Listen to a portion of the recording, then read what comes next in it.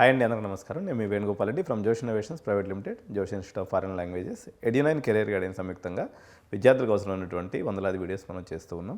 ఇందులో భాగంగా జేఈఈ జనవరి 21, 2026కి సంబంధించి షిఫ్ట్ 1, షిఫ్ట్ 2 అయితే కంప్లీట్ అయింది. ఈ మొత్తం సినారియోలో ఏం జరిగింది, టేక్ అవేస్ ఏంది, ఇప్పుడు జరగాల్సినటువంటి షిఫ్ట్ ఈరోజు 22వ తారీఖు, ఈరోజు జరిగేటువంటి ఎగ్జామ్ జరిగేటువంటి స్టూడెంట్స్ కానీ పేరెంట్స్ కానీ, పర్టికులర్గా పేరెంట్స్, సో ఏమి టేక్ అవేస్ తీసుకోవాలి నిన్న జరిగిన ఎగ్జామ్ నుంచి, ప్లస్ ఆ ఎగ్జామ్ రాసినటువంటి 2,70,000 మంది విద్యార్థులు ఎవరైతే ఉన్నారో వాళ్ళందరికీ కూడా యూస్ఫుల్ అయ్యేటట్టుగా కట్ ఆఫ్స్ ఏ రకంగా ఉండబోతున్నాయి, అదేవిధంగా అడ్వాన్స్డ్ క్వాలిఫై అవ్వాలంటే ఎంత స్కోరు మినిమం స్కోర్ ఉండాల్సి ఉంటుంది, అదేవిధంగా టాప్ ఎన్ఐటీస్లో స్కోర్ తీసుకోవాలన్నట్లయితే ఎంత మినిమం స్కోరు మార్క్స్ రావాల్సి ఉంటుంది, అదేవిధంగా ఎన్ఐటీస్లో ఓవరాల్గా ఏదో ఒక ఎన్ఐటీలో మీకు సిఎస్సి లాంటి బ్రాంచ్ కావాలనుకున్నట్లయితే ఎంత సేఫ్ స్కోర్ ఉండాలి. సో ఇటువంటి అనేక విషయాల్ని మనం దీంట్లో చర్చిద్దాం. అదేవిధంగా మ్యాథ్స్, ఫిజిక్స్, కెమిస్ట్రీలో మీ పిల్లలు ఎంత స్కోర్ చేసుంటే అది అడ్వాంటేజ్ అయ్యేటువంటి అవకాశం ఉంది. ఇంకొక మేజర్ టేక్అవే నేను ఈరోజు చెప్పదలుచుకున్నటువంటి విషయము, ఎవరు జేఈఈ సెకండ్ స్పెల్కి ప్రిపేర్ అవ్వాలి, ఎవరు ఈ జేఈఈ జంజాటాన్ని వదిలిపెట్టేసి ఇంటర్మీడియట్ మీద ఎగ్జామ్స్ మీద ఫోకస్ పెట్టి రిమైనింగ్ ఎగ్జామ్స్కి ప్రిపేర్ అవ్వాలి అనేటువంటి విషయాన్ని మాత్రం ఈ వీడియోలో మొత్తం సవివరంగా వివరిస్తాను. సో వీడియో చివరి వరకు చూడండి, ఎందుకంటే ఇది మనం చాలా రకాలైనటువంటి ఐఐటి గురించి, ఎన్ఐటీల గురించి, సిబిఐటీల గురించి చాలా వీడియోలు చేస్తుంటాం. సో వాటిల్లో అంత ఎక్కువ టేక్అవేస్ ఉండదు, కానీ ఇది రెప్ప వాల్చకుండా చూడవలసిన చివరి వరకు చూడవలసినటువంటి వీడియో అని మాత్రం నేను మీ అందరికి కూడా మనం చేస్తున్నాను. Let us deep dive into the video. So JEE Main 2026 2020 analysis, the first day analysis చూసుకున్నట్లయితే this is a master analysis and cut off expectations. గణితం యొక్క కఠినత్వం, so maths was so tough and the facts related to score and percentile. This is a complete chart. So ఇది చూసినట్లయితే మొత్తం registrations వచ్చేసి 14.5 lakhs and 95% అనేది మనకు attendance అనేది ఉంది. మొదటి రోజు ఎగ్జామ్ రాసినటువంటి విద్యార్థుల సంఖ్య 2,70,000 మంది. So it shows how much competition is there. So ఒక్కసారి ఈ టేబుల్ మీరు ఒకసారి స్క్రీన్ షాట్ తీసుకోండి, అందరూ కూడా భద్రపరచుకోండి. ఇది ±10 మార్క్స్ అటు ఇటు ఉంటాయండి. సో నేను ఎగ్జాక్ట్ అనాలిసిస్ చెప్పడానికి నేను జేఈఈ ప్రొఫెసర్ని కాదు కాబట్టి, సో నేను కంప్యూటర్ సైన్స్ ప్రొఫెసర్ని, I'm not the JEE professor. Still I did my homework to showcase this presentation to you. Okay, 99.9%కి 245 మార్కులు, 250 మార్కులు. ఇప్పుడు జనరల్గా ఈ ఎగ్జామ్స్ పేపర్ టఫ్గా వచ్చిందండి, మా వాడు దురదృష్టవంతుడని అనుకోవద్దు. దీంట్లో నార్మలైజేషన్ అనేటువంటి ఒక ప్రాసెస్ ఉంటుంది. ఈ నార్మలైజేషన్ ప్రాసెస్ ద్వారా చెప్తాను, ఈ నార్మలైజేషన్ గురించి నేను ఒక మంచి వీడియో చేస్తాను. మీ ఎవరికి కూడా ఈ గాబర్ ఎవరైతే ఉందో, ఇప్పుడు మీరు కంపారిజన్ ఎవరితో చేసుకోవాలన్నట్లయితే, ఇప్పుడు మీ ఇంటి పక్కన ఒక విద్యార్థి ఉన్నాడు, మీ బాబు కూడా ఎగ్జామ్కి పోయాడు, ఇద్దరు ఒకటే షిఫ్ట్లో ఉన్నప్పుడు అప్పుడు వాళ్ళ మార్కులు కంపేర్ చేయొచ్చు. కానీ మీరు మార్నింగ్ షిఫ్ట్ ఈవినింగ్ షిఫ్ట్తో కంపేర్ చేసి మా వాడికి తక్కువ మార్కులు వచ్చాయని గాబరపడద్దు. ఇక్కడ చూడండి, 99.9% వచ్చినటువంటి విద్యార్థి 245 మార్కులు వస్తే వానికి షిఫ్ట్ 1లో 99.9 వచ్చింది. వేరే షిఫ్ట్ పోయేసరికి 250 మార్క్స్కే వచ్చేసింది. అంటే ఒక 5 మార్కులు తక్కువైనా కూడా సేమ్ పర్సెంటైల్ వచ్చింది. 180 మార్కులు వచ్చినా సరే 99% వచ్చింది. 185 మార్క్స్ వస్తే కానీ దీంట్లో 99% రాలేదు. వేరేజ్ 85% తీసుకుందాం, మనకి 90% మనం మార్క్ తీసుకున్నట్టు 100 మార్కులు ఎవరైతే వస్తాయో షిఫ్ట్ 1లో వాళ్ళందరూ కూడా 90% వచ్చింది. షిఫ్ట్ 2లో తీసుకున్నప్పుడు 105 నుంచి 110 మార్కులు వస్తే కానీ మనకి 90% రాలేదు. 85% మనం తీసుకున్నప్పుడు 85 నుంచి 95 మార్కులు షిఫ్ట్ 1, షిఫ్ట్ 2లో 90 నుంచి 100 మార్కులు. ఇక ఇక్కడి నుంచి కిందకు చూడొద్దు, ఇక చదువుకోవడమే, తట్టబుట్ట చదువుకొని ఇప్పుడు మనం శుద్ధంగా ఇంటర్మీడియట్ ప్రిపేర్ అయ్యి టీఎస్ ఎంసెట్టో, ఏపీ ఎంసెట్టో, లేకపోతే ఏ శివనాడారో, లేకపోతే విట్టో, ఎస్ఆర్ఎంఓ, లేకపోతే మేనేజ్మెంట్ సీట్లు సిఎంఆర్లోనో, లేకపోతే ఇంకొక కాలేజీలోనో, గీతాంజలిలోనో తీసేసుకోవడం తప్ప, సిబిఐటి అయితే సిబిఐటి మీ కెపాసిటీని బట్టి, స్టోరీని బట్టి వెళ్ళిపోవడమే తప్ప ఎంసెట్కి ప్రిపేర్ అవ్వడం, ఆ ఎంసెట్ మార్కులను చూసుకొని దాని ప్రకారం మేనేజ్మెంట్ సీట్కి వెళ్ళిపోవడం తప్ప ఇక మీరు వెయిటింగ్ చేసే పంచాయతీ లేదు. 85% దిగువన ఉన్నటువంటి విద్యార్థులకి మళ్ళీ సెకండ్ ఫేజ్లో పోయేసి మీరు ఎన్ఐటీ కొట్టే అవకాశం లేదని నేను చెప్పను, కానీ బట్ చాలా చాలా చాలా కష్టం, అంతవరకు చెప్పగలను. సో ఒకసారి ఈ షిఫ్ట్లో ఒకసారి కంపారిజన్ తీసుకున్నప్పుడు ఉదయం సాయంత్రం షిఫ్ట్లో మోడరేట్ టు టఫ్ అండి. Shift 1 is moderate to tough. So గణితం చాలా టఫ్ అండ్ లెంతీ క్వశ్చన్స్ ఉన్నాయి. కెమిస్ట్రీ ఈజీ అండ్ ఫిజిక్స్ వచ్చేసి ఫార్ములాస్ బేస్ మీద వచ్చింది. సో షిఫ్ట్ 1లో మనకి కొంచెం తక్కువ మార్కులు వచ్చినా కూడా ఎక్కువ పర్సంటైల్ వస్తుంది, షిఫ్ట్ 2లో కొంచెం ఎక్కువ మార్కులు వచ్చినా కూడా కొంచెం తక్కువ పర్సంటైల్ వస్తుంది. సో ఇదనమాట గణితం. సెకండ్ షిఫ్ట్లో కూడా లెంతీ, కానీ షిఫ్ట్ 1 కంటే కొంచెం తక్కువే ఉంది దీని యొక్క ఇది. సో కెమిస్ట్రీ తీసుకున్నప్పుడైతే మాత్రం ట్రిక్కీ క్వశ్చన్ వచ్చినాయి, యాజ్ యూజువల్గా ఫిజిక్స్ నార్మల్గానే వచ్చింది. సో రెండు షిఫ్ట్లో కూడా మనం కామన్గా అబ్జర్వేషన్ చేసినట్లయితే lengthy and time killer which is mathematics.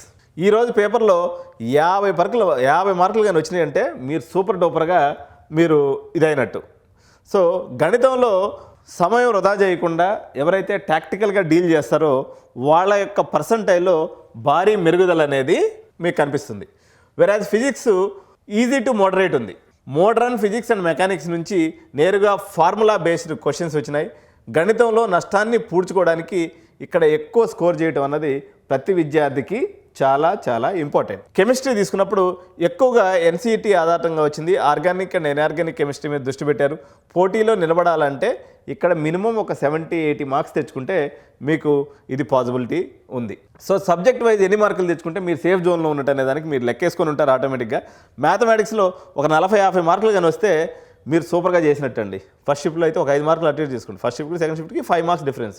ఇక్కడ ఒక 45 అనుకుంటే అక్కడ ఒక 48-50 మార్క్స్ తెచ్చుకోవాలి సెకండ్ షిఫ్ట్లో. వేరాజ్ ఫిజిక్స్ తీసుకున్నప్పుడు ఫస్ట్ షిఫ్ట్లో 75-80 సేఫ్ స్కోరు, వేరాజ్ షిఫ్ట్కి వచ్చేసరికి 78-85 అనేది సేఫ్ స్కోరు. కెమిస్ట్రీ తీసుకుంటే 70-78 మనకి షిఫ్ట్ 1లో, వేరాజ్ షిఫ్ట్ 2లోకి వచ్చేసరికి 68-75. సో ఇక్కడ కొంచెం ట్రిక్కీగా వచ్చింది. అందుకనే ఇక్కడ మీకు 68 మార్కులు వచ్చినా కూడా షిఫ్ట్ 2 కెమిస్ట్రీలో మీకు అది సేఫ్ స్కోర్గానే మనం చూడొచ్చు. ఎందుకంటే ఇక్కడ చూడండి, ఇక్కడ 70-78 ఉంది, కాస్త ఇక్కడ కొన్ని మార్క్స్ తగ్గించాం. ఎందుకంటే ఇక్కడ కొంత ట్రిక్కీ క్వశ్చన్స్ అనేది రావడం జరిగింది కెమిస్ట్రీ రిలేటెడ్గా. సో ఇది మన ఫిజిక్స్ అయితే నార్మల్గా first and second shift almost same ఉంది. అందువల్ల ఇక్కడ చూడండి 45-52 మార్కులు, ఇక్కడ వచ్చేసి 48-55 మార్కులు. సో ఈ టేబుల్ని కూడా మీరు స్క్రీన్ షాట్ తీసుకోండి. సో మీరు కంపారిజన్ ఎలాగో ఇంటి దగ్గర కూర్చొని పిల్లలు వేస్తూ ఉంటారు ఇప్పుడు ఇదివరకే. So general category safe score ఎంత, మంచి ఎన్ఐటీస్లో సీట్ రావాలనుకున్నట్టయితే 180+ మనం పెట్టుకోవచ్చండి. సో టాప్ 3 ఎన్ఐటీస్ పోవాలంటే 200+ అబౌవ్, 220 అబౌవ్ అనుకోండి. అడ్వాన్స్డ్ కానీ మనం తీసుకున్నప్పుడు ఒక 100-105-110 మార్కులు కానీ వస్తే మీకు జేఈ అడ్వాన్స్డ్కి క్వాలిఫై అయ్యేటువంటి అవకాశం ఉంది. మీ అందరికీ తెలిసిందే 2,50,000 మందిని అవుట్ ఆఫ్ 14.5 లక్షల్లో నుంచి జేఈ అడ్వాన్స్డ్ క్వాలిఫై చేస్తారు. ఆ యొక్క పూల్లోకి మీరు రావాలంటే మాత్రం 105-115 మార్క్స్ అనేవి మనకి ఇంపార్టెంట్ అనమాట. So what are the facts, ఇంకా ఏం జరిగినాయి గ్రౌండ్ లెవెల్ అని చూసినప్పుడు చాలాది ఇక్కడ నోయిడా, కలకత్తా, హైదరాబాద్లో మౌస్ ఫ్రీజ్ అయిపోయింది, సర్వర్ లాక్ అయిపోయింది. ఎన్టీఏ వాళ్ళకి కానీ మీరు అంటే అక్కడ ఎవరైతే ఎగ్జామ్ ఇన్విజిలేటర్ ఉంటారో వాళ్ళకి కానీ చెప్తే మీకు ఆ సమయం అయితే ఎక్స్ట్రా ఇవ్వడం జరిగింది. సో ఇది జనరల్గా it ranges from 15 to ½ hour మధ్యలో కూడా చాలా ఇక్కడ జరిగింది. సో నకిలీ స్కామ్ అలర్ట్స్ అనేది వస్తూ ఉన్నాయి, మీ పేపర్ లీక్ అయిపోయిందని చెప్పేసి. ఇటువంటి వదంతులు నమ్మొద్దని చెప్పేసి ఎన్టీఏ అయితే ఒక అడ్వైజరీ జారీ చేయడం జరిగింది. సో ఇక్కడ 60 నిమిషాలని చెప్తున్నాం కానీ జనరల్గా 90 నిమిషాల ముందే మీరు సెంటర్కి చేరుకోండి.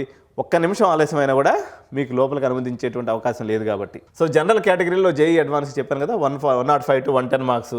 ఈ స్కోర్ సాధించినటువంటి విద్యార్థులు జేఈ అడ్వాన్స్డ్ రేస్లో ఉంటారు.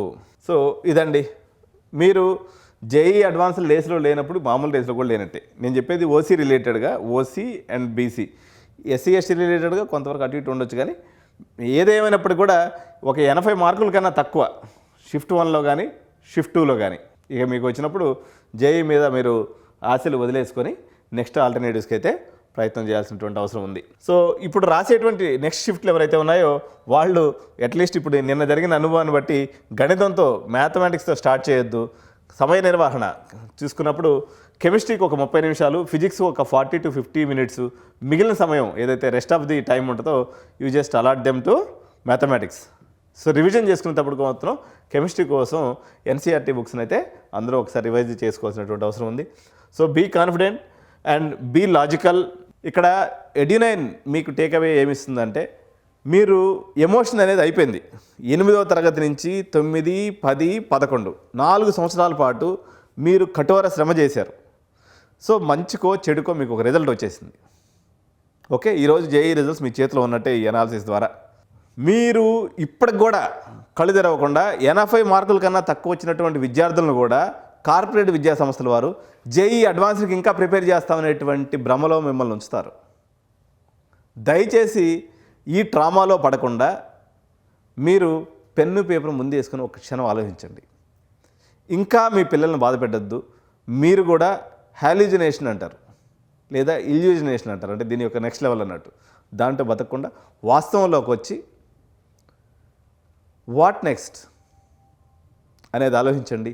ఎక్కడైనా మీకు స్ట్రక్ అయినట్లయితే Edunine is always there with you to clear your confusion.